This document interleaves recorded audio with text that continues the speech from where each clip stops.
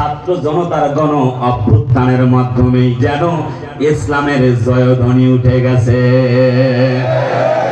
শক্ত দল বিএনপির ভাইরা কত আন্দোলন করলো, লাভ হইল না। কলিজার টুকরা জামাতি ইসলামের ভাইরা আন্দোলন করলো, লাভ নাই। ছোট্ট একটা আন্দোলন, ছাত্র আন্দোলন, চাইলো কোটা, আল্লাহ দিয়া দিলেন গোটা। সিদ্ধান্তটা কার? আল্লাহ পাক বলেন ওয়া না'মাতিন কানু ফিহা ফাকিহিন ওয়া সুরুইন ওয়া মাকামিন কারীম। চতুর্দিক থেকে জমকালো বাড়ি। ওয়া না'মাতিন কানু ফিহা ফাকিহিন, ওই যাওয়া ভদ্র মহিলা সবাইকে নিয়ে, সাঙ্গ পাঙ্গদেরকে নিয়ে মদ পান করে, সোফার মধ্যে বসে। মাকামিন কারিম, মাকামিন কারিম মানে জমকালো বাড়িতে ঘুমায়। সোফা সেট, 20 কেজি ওজনের পাঙ্গাস মাছ ফ্রিজের ভিতরে, 3 কেজি ওজনে ইলিশ মাছ, হরিণের গোস্ত, গরুর গোস্ত, পুঁই শাক, বিভিন্ন রান্না করা খাবার। আল্লাহ বলেন আমি আল্লাহ পাক রব্বুল আমিন ওই তাতিলকা বুয়ুতুহুম, খাবার পর্যন্ত খাইতে দেই নাই, ঘর থেকে বের করেছি। কথা না বললে কেমনে বুঝবো? জোরে বলেন ঠিক কি না? আল্লাহ বলেন একটু তাকায় দেখো। আমি বলতেছিলাম নবীজি কোরআনের মাহফিল করছিলেন যখন, চতুর্দিক থেকে বাধা আসলো তখন। এবার আসি, আমি জাগা মতো আজকে কথা বলে যাবো, যা আছে কপালে। সর্বোচ্চ আপনারা আমাদেরকে জেলে ভরাইতে পারবেন, মাহফিলে বাধা দিয়া ফাঁসির মঞ্চে ঝুলাইতে পারবেন রাজাকার বানায়া। তবে কথা বলতে চাই, রাজাকার রাজাকার স্লোগান বাংলার মাটিতে আর চলতে দেওয়া হবে না। কথা বলেন ঠিক কিনা? রাজাকার রাজাকার স্লোগানের দিন শেষ। আগামীতে ইসলামের বাংলাদেশ। ঠিক কিনা বলো?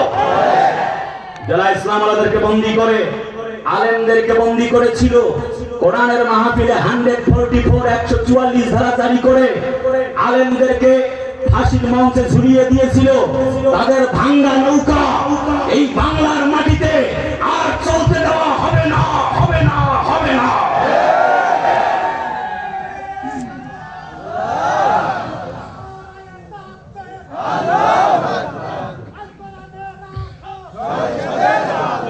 আমার ভাই, চতুর্দিক থেকে জমকালো বাড়ি, পুলিশরা পিরিয়ার।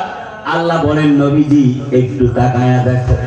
নবীজি যখন কোরআনের দাওয়াত দিচ্ছিলেন, আবু লাহাব বলে তাব্বাল্লাকা ইয়া মুহাম্মদ, বেটা মুহাম্মদ তুই ধ্বংস হয়ে যা। নবীজির মনটা বড় খারাপ।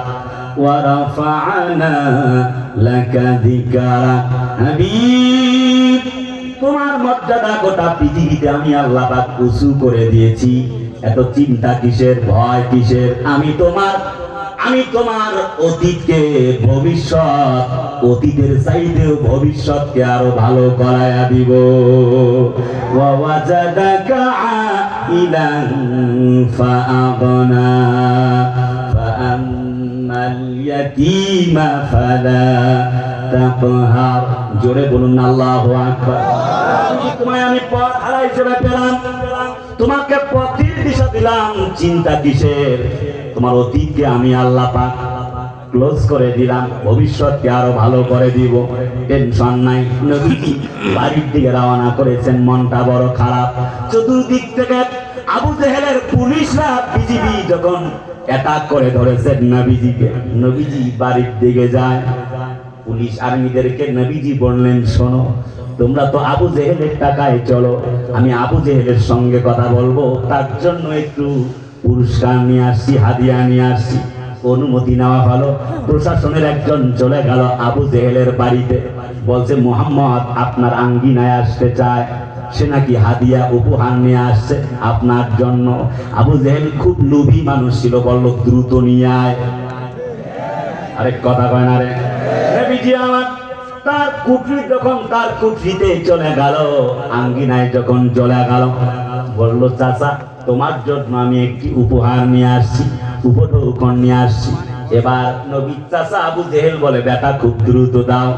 হাত পাতিয়েছেন, নবীজি বললেন হাত পেতে লাভ হবে না, এমন একটা উপহার নিয়ে এসেছি যে উপহারটা কানের মধ্যে দেওয়া লাগিবে। আবু জেহেল বলে, বেটা বুঝতে পেরেছি তুই কোরআন শোনাতে চাস, তোর কোরআন শুনতে দেওয়া হবে না। নবীজি সিরাত ইবনে হিশামে এসেছে, নবীজির ঘাটটা ধরে যখন ধাক্কা দেওয়া শুরু করলেন, আল্লাহ বলে, জিবরিল যাও যাও যাও, আমার নবীর পা দুটি টেনে ধরো। আরে ভাই কথা বলা লাগবে ঠিক কিনা? জিজ্ঞেস করতে চাই আল্লাহ আছে না নাই? এই জায়গায় আলোচনা মনে রাখা লাগবে। তার মানে বোঝা গেল এতদিন 17 বছর ধরে আন্দোলন হলো, কোনো কিছুই করা গেল না। এরপরে ছোট্ট একটা আন্দোলন দিয়া আল্লাহ রাব্বুল আমিন জালেম শাহীকে বিদায় ঘন্টা বাজিয়ে দিয়েছেন।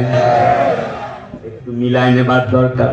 পরিস্থিতি কেমন হয়ে গেল, 12টা পর্যন্ত কোনো মানুষ নাই, জনমানবহীন একটি ঢাকা। আমরা তখন ঢাকার মাটিতে, আমার ইয়াসিন জানে, অনলাইনে অনেকে জেনেছেন, কলিজার টুকরা বন্ধুরা আমার, পরিবেশটা এমন, একটি রিক্সাওয়ালা পর্যন্ত যদি চলে যায় তার হাওয়া ছেড়ে দিয়ে ব্যাগে পাঠায় দেয়। পুলিশরা, বিজিবি, এমপি, মন্ত্রী, মিনিস্টার চতুর্দিকে ঢাকাটাকে ঘেরাও করে রেখেছেন। Army, intelligence branch, tear shell, গুলি, কামান, গরম পানি, হেলিকপ্টারের মধ্যে গরম পানি, সব কিছু রেডি। যা ছিল সব কিছু রেডি, শুধুমাত্র সামনে আসলেই গুলি কইরা শেষ করে দিবে। হাজার হাজার রাউন্ড গুলি আছে, কথা বলা লাগবে। কিন্তু আল্লাহর সিদ্ধান্ত কেমন? আমাদের বুবুজান সিদ্ধান্ত করলেন লাখ লাখ মানুষ মাইরা হলেও ক্ষমতায় থাকাই লাগবে। কিন্তু আল্লাহ কয় না, আমি আল্লাহ আর তোকে রাখবো না। হঠাৎ 12টার পরে হাজার হাজার মানুষ, হাজার হাজার মানুষ নয়, লক্ষ লক্ষ মানুষ জমায়েত হয়ে গেল। আমার তো মনে হয় এটা কি করে সম্ভব? How is it possible? এটা কি করে সম্ভব হলো? ওয়া আরসালা আলাইহিম তাইরান আবাবিল। আল্লাহ বলেন, আমি ঝাঁকে ঝাঁকে আবাবিল রূপে, আমি আবাবিল একটি দলের নাম, পাখির জাতের নাম। তয়রাত মানে হলো পাখি, আবাবিল পাখিদেরকে আল্লাহ পাক পাঠায়া দিলেন। আল্লাহ পাক বলেন, আলাম তারা কাইফা ফাআলা রাব্বুকা বিআসহাবিল ফিল। জোরে কন্না আল্লাহু আকবার।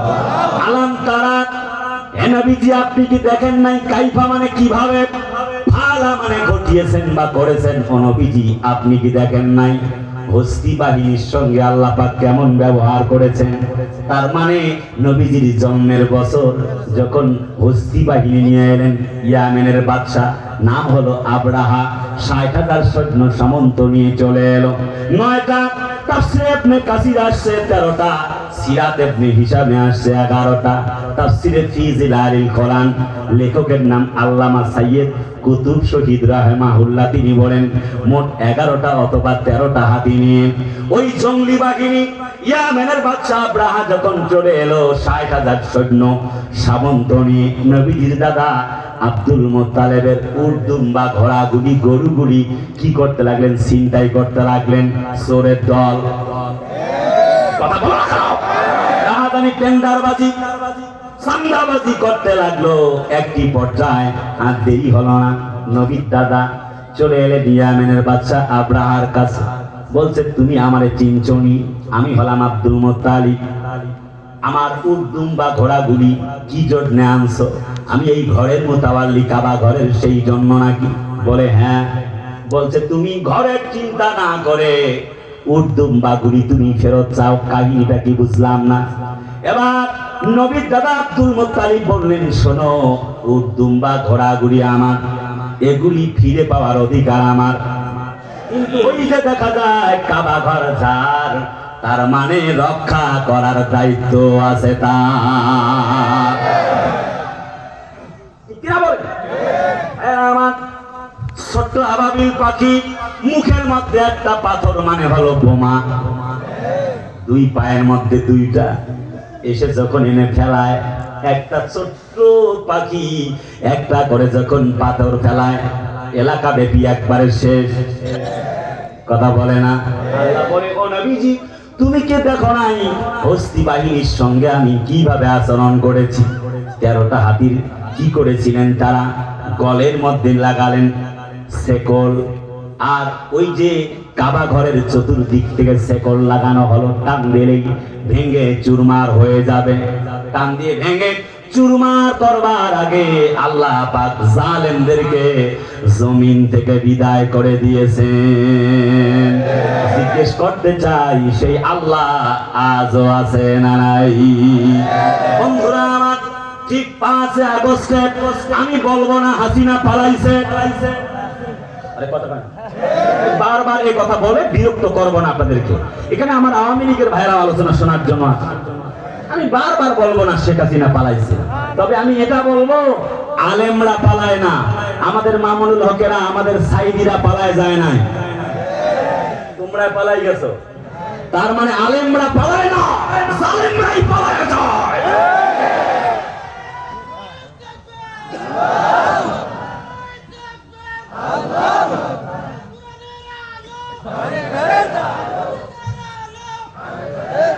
ভাইরা আমার, 5 আগস্টে আমার তো মনে হলো হঠাৎ লক্ষ লক্ষ মানুষ চতুর্দিক থেকে যখন সবাই ফেল, অনেক মানুষ তো কই আল্লাহ পারে, কথা বলে না?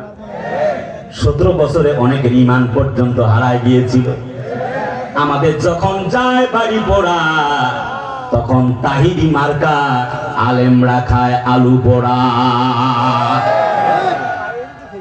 প্রকৃতির বিচার আছে না নাই? পরের শ্রেণীতে যার বলবো না, সবাই আমরা ভাই ভাই। যারা এই কোরআনের কথা বলে তারাই আমার ভাই।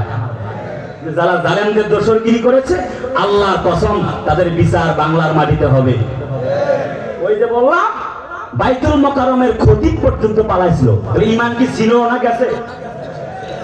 ঈমান কি আছে না গেছে? ঈমান গেছে জন্য জালেমের দোসর ছিল, মা বানাইছে। কত বড় 5 আনা গোলাম ছিল। 17 বছরে অনেকের ঈমান হারিয়ে গিয়েছিল, কই আল্লাহ আল্লাহ। কিন্তু 5 আগস্টে ছাত্র জনতাকে আল্লাহ পাক আবাবিল পাখির ভূমিকায় পাঠায়া দিয়া জালেম শাহী খুনি মহিলাকে আল্লাহ পাক জমিন থেকে বিদায় করেছে। ঠিক কিনা? আমরা বিএনপি জামাতের ভাইয়েরা 17 বছর দেয়ালে পিঠ থেকে যাওয়ার পর হিমালয় পাহাড়ের মতো দাঁড়িয়েছিলাম। কিন্তু জালেম শাহী যখন ক্ষমতার থেকে নেমেছে, ক্ষমতাচ্যুত হয়েছে, আর 17 ঘন্টা নয় 17 মিনিটও টিকতে পারে নাই, জাতির লোকেরা জুতা পেটা করে বিদায় করে দিয়েছে।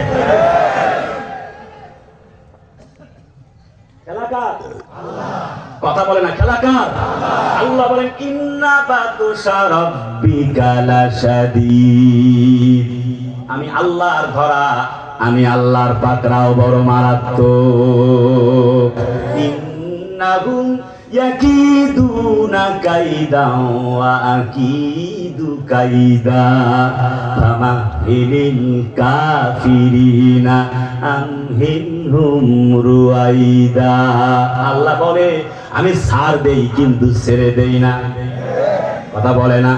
অতএব আমি মনে করি ওই যে বিচারপতি শামসুদ্দিন চৌধুরী মানিক, ওই বেটার ছবিটা প্রত্যেক ওয়ালে দেওয়ালে এলাকায় টেনে দেওয়া দরকার, নতুন করে যেন কেউ জালেম হওয়ার সাহস না দেখে। কথা বলে না, ঠিক কিনা? আমি কোন দলকে বলবো না, সবাই আমার ভাই।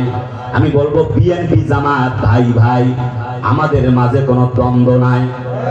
যদি আমরা আবার দ্বন্দ্ব করি তাহলে চট করে আবার জালেম শাহী ঢুকে পড়ে যাবে।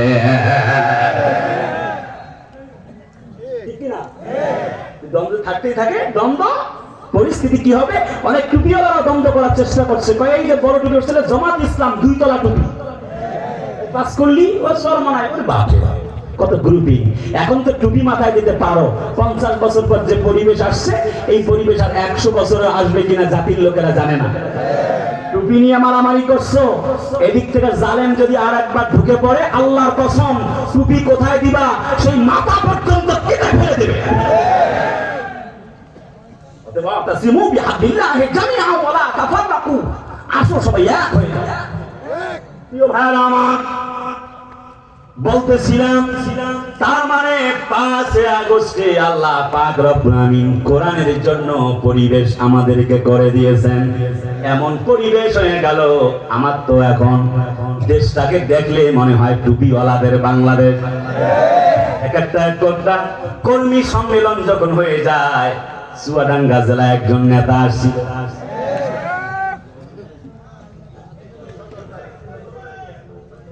আমার পরিবেশটা আপনারাই দেখেছেন, কথা বলে না, এমন ইতিহাস কেউ বদলাতে পারে নাই। তার মানে অকুপটে যেন আমি দায়িত্বহীন ভাষায় বলতে পারি, এটা হবে আগামীতে ইসলামের বাংলাদেশ।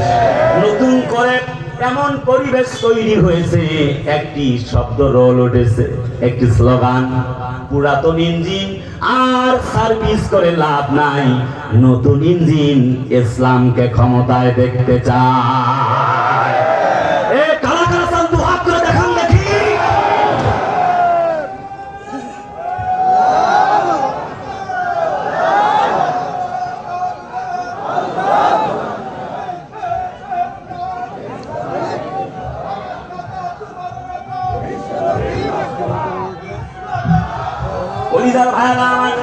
তার মানে ব্যাপার হলো আল্লাহ আছে না নাই? সেই দিনটাই সকলে বলা লাগে আল্লাহ আছে না নাই? আল্লাহ তাখাফু ওয়া লা তাহজানু ওয়া আবশিরু বিল জান্নাতিল্লাতী কুনতুম তুআদুন।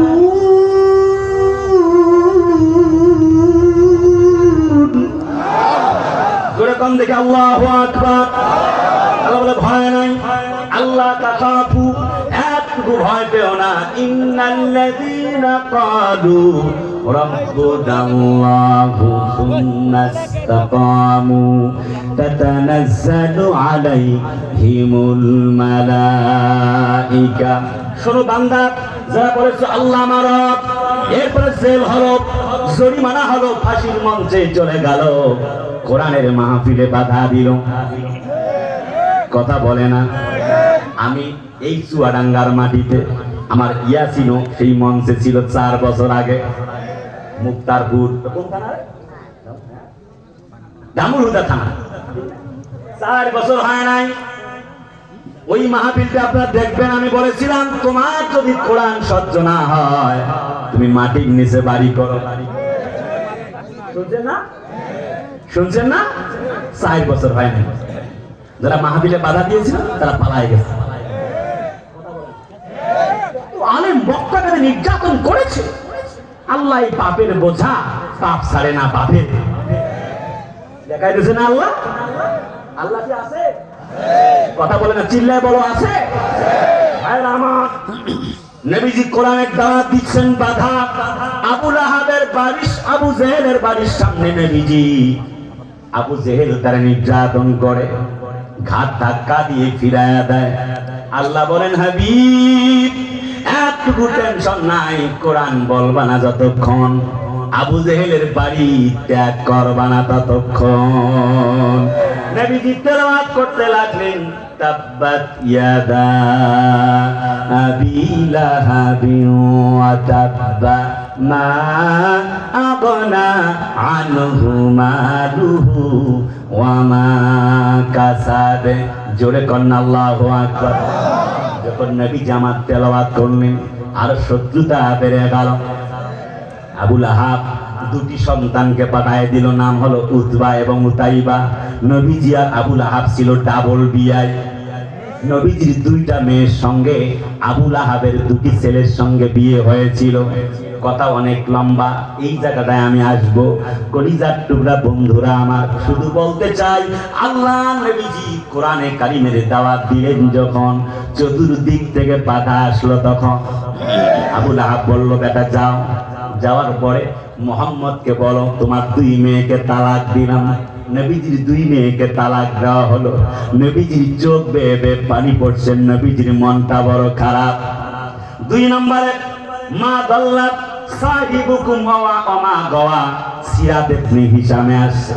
ওরে মুহাম্মদ, তোমার কোরআন ফিনকি মেরে ফেলে দিয়ে বললেন কোরআন মানি না, এটা একটি বানানো কিতাব। 3 নাম্বার, নবীজির গায়ের মধ্যে ছিল চাদর, টান দিয়ে খুলে ফেললো। 4 নাম্বার, নবীজির পবিত্র শরীর মোবারকে থুতু নিক্ষেপ করতে লাগলেন। নবীজির মনটা বড় খারাপ হয়ে গেল। আল্লাহুম্মা সাল্লি কালবান মিন কালাবিল আযাব, নবীজি বদদোয়া করেছেন।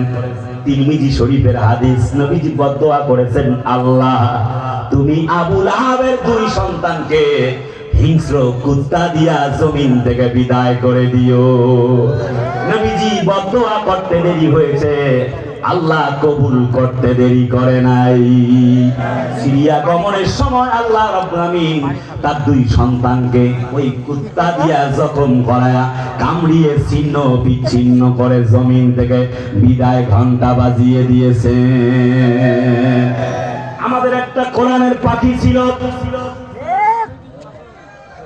চুয়াডাঙ্গা কথা কয় না, ঠিক না? তিনি একটি বদদোয়া করেছিলেন, তাকে মন্ত্রিত্বের পাওয়াটা হবে, অনেক প্রপোজাল দেওয়া হয়েছিল, কিন্তু আল্লাহর বান্দাটা মানে নাই।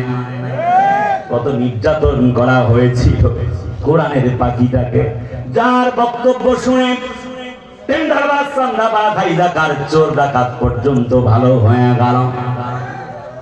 ইলু শিকদারকে চালান না দিয়া কোরআনের পাখিটাকে জমিন থেকে বিদায় করে দেওয়া হলো। কথা বলা লাগবে। জননন্দিত এই মুফাসসির তামাম পৃথিবীর আল্লাহ যার কোরআন শুনে শুনে মানে যারা বেধর্মী ছিল তারা মুসলমান হয়ে গেল। এমন এ যুগের শ্রেষ্ঠ মুয়াজ্জিনটাকে, যিনি 50টা বছর কোরআনের তাফসীর করেছেন, 13টা বছর জেল কাটলেন, বিদায় বেলায় হাসি মুখে বিদায় নিয়ে চলে গেল। তিনি যেন বলতে চান, ও বাংলার লোকেরা, জীবন দিতে পারি আমি সাইদি, 13 বছর জেল কাটতে পারি, একটি মুহূর্তের জন্য আল্লাহ ছাড়া কোনো বাতিল সরকারের কাছে মাথা নত করতে পারি না।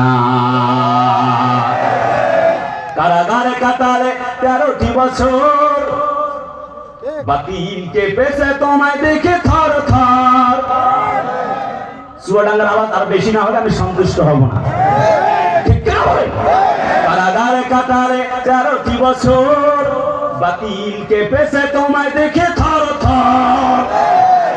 তুমি যে ছিলে মোদের নয়নমণি, শহীদ হয়েছো তুমি এটাই জানি, অমর হয়েছো তুমি এটাই জানি। আল্লামা সাইদি তুমি মরনি, শহীদ হয়েছো তুমি এটাই জানি, অমর হয়েছো তুমি এটাই জানি। দেহ মাঝে যতদিন ছিল তব প্রাণ, বলেছিলে তুমি সেই প্রভুরই কালাম, ঠিক কিনা বলো?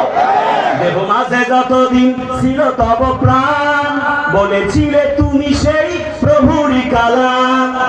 তাই তো তোমায় ভাবি প্রতিদিনই, শহীদ হয়েছো তুমি এটাই জানি, অমর হয়েছো তুমি এটাই জানি। আল্লামা সাইদি তুমি মরনি, শহীদ হয়েছো তুমি এটাই জানি। নারায়ে তাকবীর! আল্লাহ পায় কোনো ভয় নাই, কোনো চিন্তা নাই।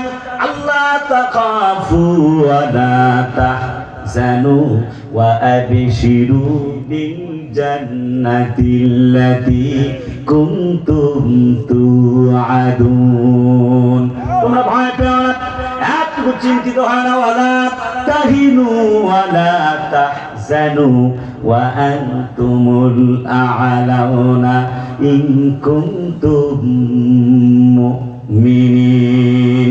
ভয় পেও না, দুঃখ করো না, হতাশ হয় না। বান্দা বান্দিরা শোনো, যদি তোমরা মুমিন মুমিনা হও, কথা দিলাম তোমরাই জয়লাভ করে যাবে।